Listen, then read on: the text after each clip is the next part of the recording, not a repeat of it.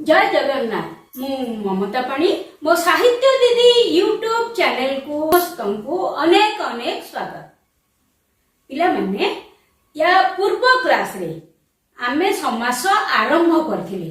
समासर प्रथम भाग आमे पढ़ी छंती जोथरे कि द्वंद्व समास और द्विगु समास आमे सारी छंती।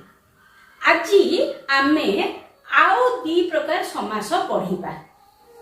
तो देखा बिले मैं आरंभ करुच्ची। प्रथम टा देख कर्मधारय समास। कर्मधारय समास को पांच भाग रे विभक्त कर देछि।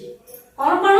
विशुद्ध कर्मधारय, उपमान कर्मधारय, उपमित कर्मधारय, रूपक कर्मधारय, मध्यपद लोपी कर्मधारय समास। वाक्य को केमिति समस्त पद करिब सेई कथा ही मु तुमको कहिबी एवं तुमे केवल जहा मु पढौची बहुत गुणे उदाहरण ही मु देइची जहा पढौची सेतिकी मने रखि देले निश्चित भाबरे आधेरु तमर क्वेश्चन आसीबो। देखो बिले एई पद गुडी को होची हमर समास वाक्य बा विग्रह वाक्य आ जो नाली रे लिखिची सेटा होची समस्त पद। देखा बिले मु तुमको सीरियली पढ़ौची कहा करे कहू समास किंतु तमर परीक्षा सेमिति पड़िबो नाही से पूरा गोळे घांटीगिरी पकेइबो। देखो आरंभ होची चल अटे चित्र चलचित्र, पूर्ण अटे चंद्र पूर्ण चंद्र, नील अटे आकाश नीलाकाश, चिरा अटे कना चिरा कना, मूर्ख अटे पंडित मूर्ख पंडित, भीम अटे कांत भीम कांत। आ किछे पटे अछि देख देव अटे ऋषि देवर्षि, राजा अटे ऋषि राजर्षि, ब्रह्म अटे ऋषि ब्रह्मर्षि। एठी क्या अलग प्रकार हेची समास गुड़ाक अन्य ग्राम ग्रामांतर, अन्य देश देशांतर, अन्य नाम नामांतर। ता परटा देख बिले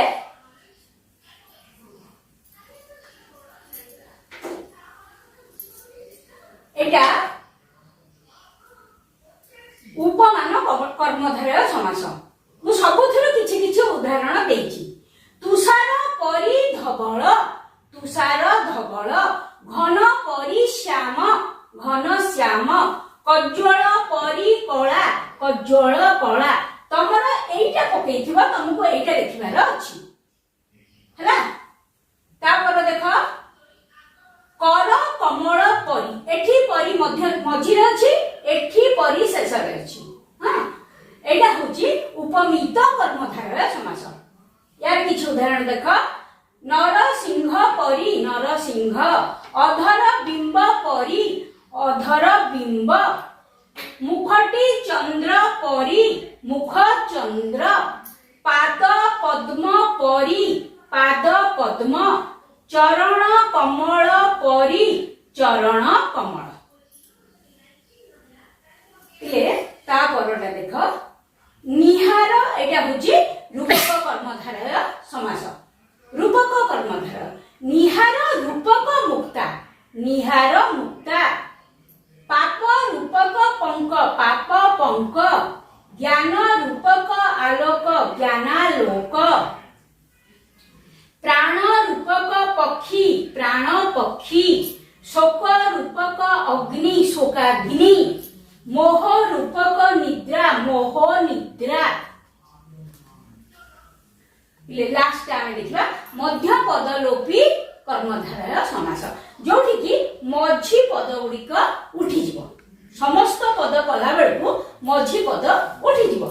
घृत मिश्रित अर्ण घृतार्ण, काठरे तियारी पोल काठ पोल, सिंह चिन्हित आसन सिंहासन, सुनारे तियारी मुदी सुना मुदी, बन जात अग्नि वनाग्नि, घोड़ा टोणा गाड़ी घोड़ा गाड़ी, गंगा नामक नदी गंगा नदी, दही मिश्रित चूड़ा दही चूड़ा। पिले कर्मधारय समासर मु एतक उदाहरण तुमको देदेली।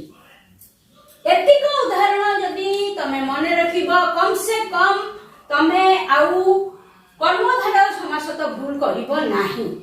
आ एतिक पढ़ी देला परे या पाखापाखी जो आसीबो समास तुमको आसी जीवो, या भलिया जो समास भी आसीबो तुमको सेटा आसी जीवो। ता परडा देखो पिले अवयी भाव समास। साधारणतः दिशा पर्यंत, अभाव, योग्यता, अनतिक्रमण, आतिशय्य, सादृश्य, सामीप्य प्रभृति अर्थ रे एही अवयी भाव समास होइଥାଏ। हमें गोटे गोटे पढ़िबा से देखो। प्रथम टा होची दीक्षा बा पुनः पुनः। अर्थ टिके टिके लिखि देछि एठी, माने गोटे शब्द बारंबार व्यवहार होइछि। थर को थर, प्रति थर,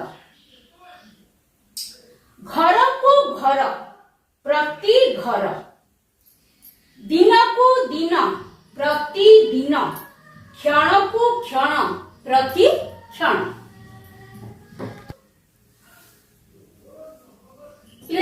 अव्यय भाव समासर गोटे लक्षण हैला जोटा मुख्य पूर्व पद अव्यय रहिबो, अर्थात एई जो दीटा पद पूर्व पदर कोनोसी परिवर्तन हेबो नाही, पर पदरे परिवर्तन हबो। जहा भी हबो पर पदटा हबो।